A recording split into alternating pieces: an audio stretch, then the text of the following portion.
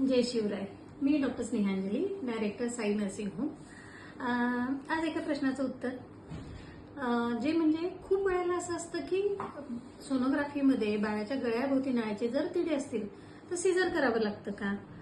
तर खरं पाहता नाळेचे तिडे असणं हे ना पेशंटच्या हातामध्ये असतं किंवा कुठल्याही व्यायामाने ते तिडे काढले जाऊ शकत नाही किंवा कुठल्याही औषधामुळे तर ते तिडे परत आपण अनट्विस्ट करू शकत नाही.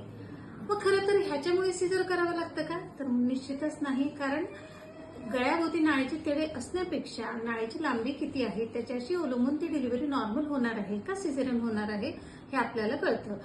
जर डिलिव्हरी नॉर्मल होत असताना जी पहिली स्टेज ऑफ अ डिलिव्हरी आहे की बाळ खाली सरकत असताना खूप वेळ लागत असेल किंवा म्हणावं असं जर बाळाचे ठोके आपल्याला नॉर्मल लागत नसतील ज्याच्यामध्ये आपण कॉर्ड कम्प्रेशन म्हणूयात की बाळाचे ठोके कमी जास्त होत आहेत की काय, तर अशा वेळेला कुठेतरी आपण शंका घेऊ शकतो की नाळीच्या तिड्यांमुळे नाळीची लांबी कमी झालेली आहे, त्यामुळे कदाचित पेशंटचं सिझर करावं लागेल का.